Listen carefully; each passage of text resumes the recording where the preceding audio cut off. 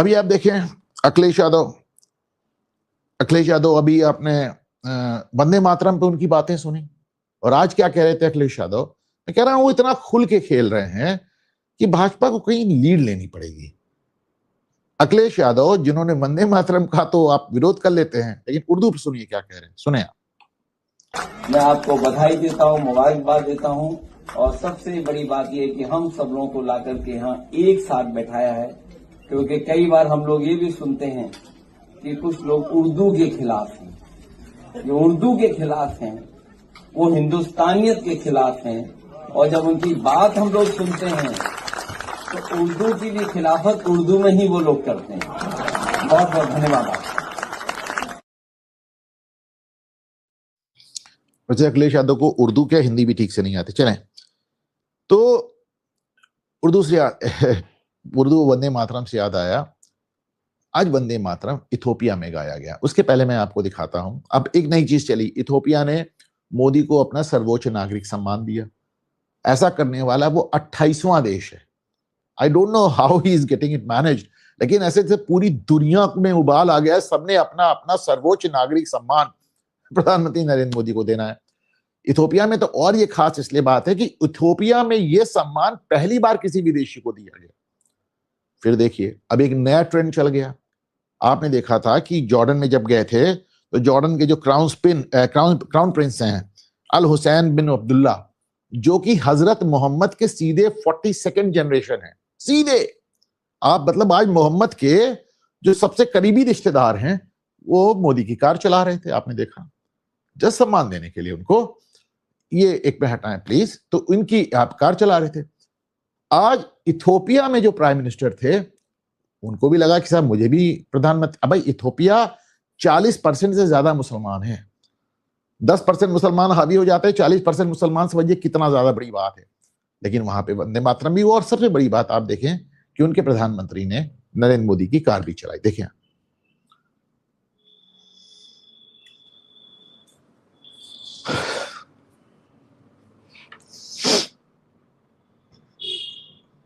और ऐसे नहीं 2-3 जगह ले गए, गाड़ी से उतरे, ये देखो वो देखो, फिर गाड़ी में बैठे, फिर वो चला रहे। और इथोपिया में आज वंदे मातरम भी गाया गया। Please have a look.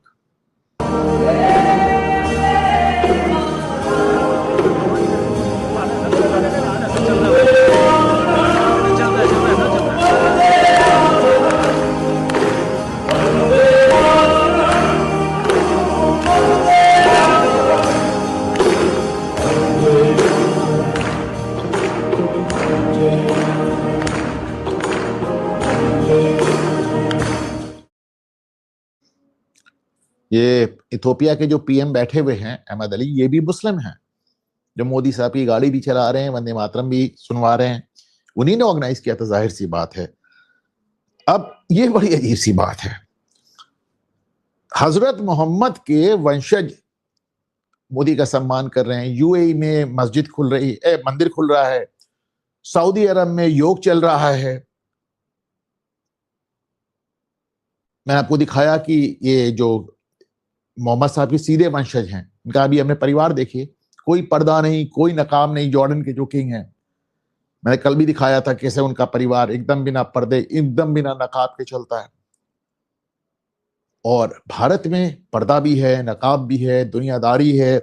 और इनफैक्ट आपने देखिए केवल नकाब के नाम पे, केवल पर्दे के नाम पर एक व्यक्ति ने अपनी पत्नी को और अपने बच्चों को, दोनों लड़कियों को कैसे कत्ल कर दिया आज यहाँ पे उत्तर प्रदेश में शामली में। सिर्फ इसलिए कि उसने बुर्का नहीं पहना, उसने अपनी छोटी, और सबको मार के दफन करके ऊपर से पूरा टंकी वंकी बना दिया बल्कि पत्नी की तो आंखें भी निकाल ली। आप सोचिए क्या जाहिलियत है। एक बार जरा से हजरत मोहम्मद के खानदान के जो किंग जॉर्डन की फोटो फिर देखें आप, मतलब इनमें से बुर्का तो बहुत दूर की बात है, आपको किसी को स्कर्ट पहन के घूम रही है। और ये जो जुमा कल मुसलमान हुए हैं, वो आप सोचिए, वो बुर्का ना पहनने पे आंखें निकाल ले रहे हैं, अपने बच्चों का कत्ल कर दे रहे हैं। बाहर के लोग मंदिर बनवा रहे हैं, योग करवा रहे हैं, मोदी का सम्मान कर रहे हैं। हिंदुस्तानी मुसलमान मोदी को की जान लेने पर आमादा है। एक बार जरा सोचिएगा कि हिंदुस्तानी मुसलमान पूरी दुनिया के मुसलमान से इतना कटा क्यों है। और हिंदुस्तानी नहीं, इंडियन सब कॉन्टिनेंट, भारतीय उपमहाद्वीप का मुसलमान, भारतीय उपमहाद्वीप मतलब भारत, पाकिस्तान और बांग्लादेश। तो ये जो एक हिस्सा है, ये जो खित्ता है, ये जो बरे सगीर जिसको कहते हैं, इसका मुसलमान पूरी दुनिया के मुसलमान से एकदम अलग क्यों चल रहा है। मैं आपको बताऊं, देखिए, मैं Tajikistan, Uzbekistan, Tunisia, Algeria, Kyrgyzstan, Morocco, Egypt, इन सब जगह नकाब बुर्का बैन किया गया है, तमाम जगहों पे। Syria, Azerbaijan, Kazakhstan, schools, college, universities में बुर्के पे एकदम बैन। हमारे यहाँ स्कूल, यूनिवर्सिटी तो जाने दें, प्राइमरी स्कूल में बुर्का के लिए लड़कियां लड़ाई लड़ रही हैं। अच्छा, 5 ही लड़कियां लड़ाई लड़ रही हैं, और ये लड़ाई इनके लिए कौन लड़ रहा है? जावेद अख्तर लड़ रहा है, शबाना आजमी लड़ रही है, राणा अयूब लड़ रही है, आरफा खानम लड़ रही है, साइमा लड़ रही है, जावेद जाफरी लड़ रहा है। मैं बात समझे, ओवैसी लड़ रहा है। ये जो ऐसे लोगों का जो कत्ल है, ऐसे लोगों का जो खून है, इन्हीं जावेद अख्तर, यही राणा अयूब, यही साइमा और यही आरफा खानम के सर पे है। ये खुद तो एकदम अदरंगी घूम रहे हैं पूरे देश दुनिया में, और यहाँ छोटे छोटे बच्चों को नकाब पहना रहे हैं, हिजाब पहना रहे हैं। मैंने अभी पड़ोस में देखा, मुश्किल से 5 साल की लड़की खेल रही थी, पूरी तरह covered. I feel very bad, मुझे बहुत बुरा लगा। उस बच्चे का आपने बचपन छीन लिया है। साल 2 साल बाद उसे घर पे बैठा देंगे। पूरी दुनिया का मुसलमान अलग दिशा में जा रहा है। मुस्लिम देशों में नकाब बैन हो रहा है, बुर्का बैन हो रहा है। हमारे यहाँ नकाब और बुर्के के नाम पे कत्ल हो रहा है, और जो हमारे यहाँ सेलिब्रिटीज हैं वो उसका समर्थन कर रहे हैं। मैंने कल या परसों यूसुफ पठान की फोटो दिखाई थी, जो क्रिकेटर है। खुद तो तुम यार एकदम माउंटबेटन बन के घूमते हो, टाई सूट पहन के, और अपनी बीबी को ऐसे आंख बराबर जरा सा झुर्री से देखने देते हो। ये क्या हो रहा है? मैं इस, और देखिए प्लीज ये मत कहिएगा आप इतने वादे करते हैं, क्योंकि there was a book I was writing, एक किताब में लिख रहा था, the dilemma of Indian Muslims, यानी कि भारतीय मुसलमानों का असमंजस। वो किताब किसी कारण से अधूरी छूट गई। तो मैं आपसे इस पे डेफिनेटली बात करूंगा, और आप लोग भी मुझे अपने विचार बताइएगा कि आपको क्यों लगता है कि भारतीय मुसलमान, और ये मत कहिएगा कि नियामुल्लाह ज्यादा प्याज खाता है, वो छोड़िए, ठीक है।